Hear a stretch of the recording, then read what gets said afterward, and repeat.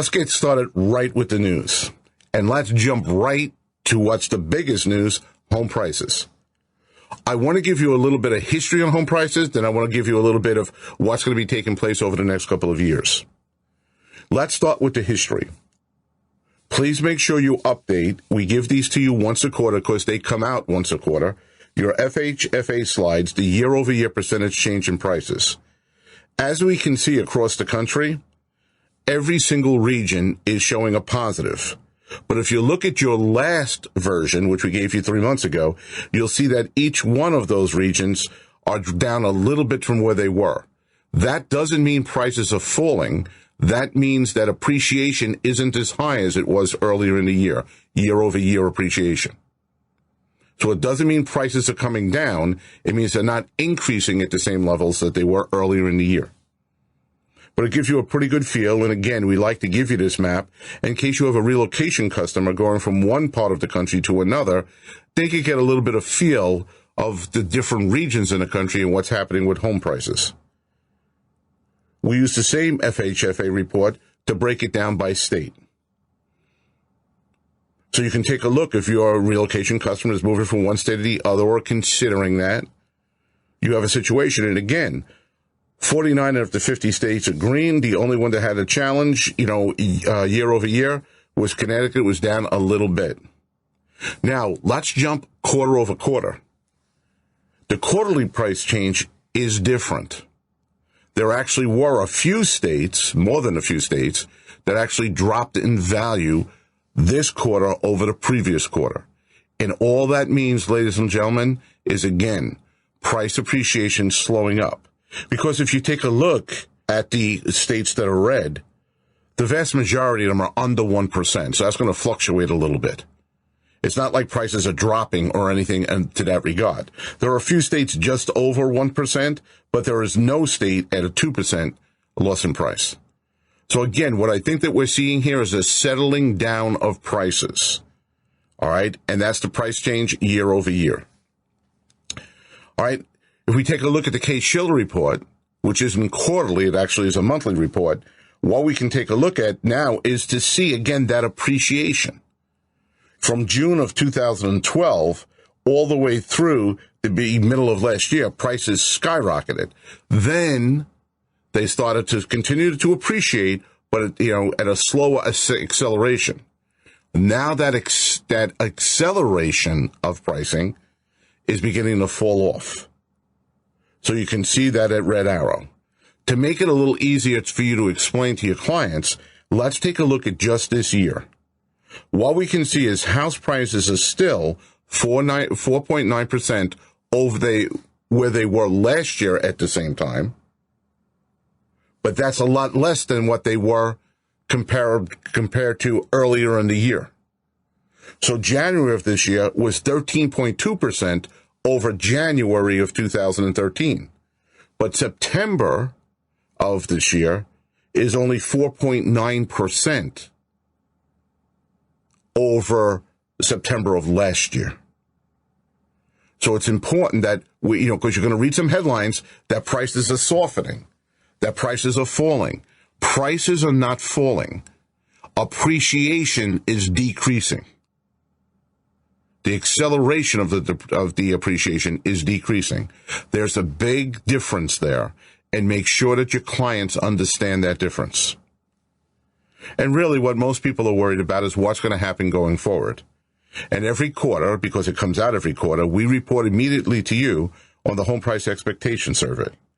Again, that's a nationwide panel of over 100 economists, real estate experts, and investment and market strategists that look at the housing industry and say, where are prices going moving forward? Now, the theory on this is very simple. If they survey over 100 people, then they're going to get some bulls, some bears, some people really aggressive about what's going to happen in the housing market, and some, a little bit depressed about what's going to happen in the housing market. And they mesh all those numbers together. The example I like to use is if you put a jar of jelly beans in the front of a room with 100 people in it, and you ask each of those people to guess how many beans were in the jar, someone gets way too high, someone gets way too low. But if you averaged out all their answers, you'd come real close to the number of beans in that jar. Same principle here. They're taking over 100 of the leading experts in the country, taking all of their guesses as to what's going to happen with pricing moving forward, and they mashing those guesses together. Let's take a look at what they found. To give some context to it, I want you to see where appreciation and depreciation has been since 1987. Prior to the bubble from 1987 and 1999, the normal appreciation was about 3.6%. During the bubble years, those 7 years, January 2000 to April 2007, that number almost doubled to 7%. During the bust, the 5 years of the bust, annually prices were dropping 5% a year. But now, since the recovery, since March of 2012, when prices started to turn, we're up 5.9%. So again, that gives you a little historical context to pricing. Now let's look at it going forward. Here's what the home expectation survey, the people surveyed for that, what they turned around and guessed at going forward. Well, they guessed by the end of this year would be about 4.8%. And it looks like they're going to be right because according to Case Shiller, right now we're about 5%. Going into 2015, they think over that year prices will increase 3.8%. And then going forward, they'll still be over 3, kind of like the normal historical average going forward all the way to 2019. So what are we saying here? Well, two things. Number one, if you're a buyer, you don't have to worry about the headlines that are, somewhat misleading, saying prices are falling. They're not falling. Again, the acceleration of the appreciation is slowing up. Prices are not falling. And if you're a seller and you're thinking you're going to hit a home run and you're waiting to hit that home run where that year the price is going to go up 20%, well, that's not going to happen anytime soon, at least according to the experts. So I think that this is a very important chart to show. Now, they do cumulate it from now all the way to 2019, and this is the results. If we went to a pre-bubble trend line, meaning, well, if there never was a bubble, never was a crash, and the line just kept on going, from now until 2019, prices would be up about 23.7%. The bulls, the most optimistic of those 100-plus experts they surveyed, the top one quarter, think the prices are going to go up 32.8% over those 5 years. All projections are real close to what the pre-bubble trend would be, about 23.5%. But even the bears, the most negative, the most pessimistic, the bottom quartile of those 100-plus experts still think that prices are going to go up 15.1% over the next 5 years. So what we're looking at here, ladies and gentlemen, it's important that we understand this. What we're looking at is this market has already turned as far as pricing is concerned, almost in a pretty big way. So now anyone purchasing a house right now could feel very, very confident that they're making a good investment at least over the next 5 years. Now, let's take a look at the percent change in sales by price range, according to NAR. Well, we know that 0 to 100 price range is still falling. Why? There's almost no inventory in any part of the country at that number. Now, I know we have a lot of members that are in marketplaces that price inventory still exists. But if you look at the country as a whole, a lot of that inventory has disappeared. It doesn't even exist in so many markets. But in every other price point, starting at $100, ending with the $1 million plus price, sales are up very nicely. As a matter of fact, it's almost as though the more expensive the home, the more sales are up. Now, the reason for that, probably one of the reasons for that, is the fact that people of wealth understand that this is a time to buy a home.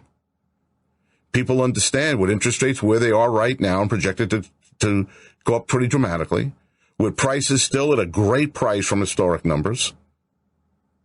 This is the time to jump into the market. And the people who understand wealth, people who understand how to build wealth, are the most active in the market right now. That should be a lesson for all of us. And the market's still strong. If we take a look at last year at pending home sales from July, August, September through October, those numbers continue to drop. This year, they're kind of bouncing around at higher numbers, at least through August, September, and October than last year. So the buyers out in the market are still going into contract. That means we have to work the month of December. We can't take the month of December off. I know that this is a great time to spend fantastic time with your families, a great time to get away. And I'm not suggesting you don't do those things. If you planned a beautiful, week down in Aruba, you're flying from New Jersey to Aruba and you're going to really enjoy the sun. I want you to enjoy that week. I'm not telling you not to go to Aruba. What I'm saying is don't spend the 2 weeks before you get to Aruba thinking about Aruba, and then spend the 2 weeks when you get back from Aruba wishing you were still in Aruba. You have a week's vacation. Enjoy that. Don't even think about work. But the only way that you can do that is to make sure that you work up until the day you leave for your vacation, and make sure that you have planned that as soon as you get back to work, you have things to do to get you back into the momentum. This is not a month you can miss because there's a lot of activity still going on.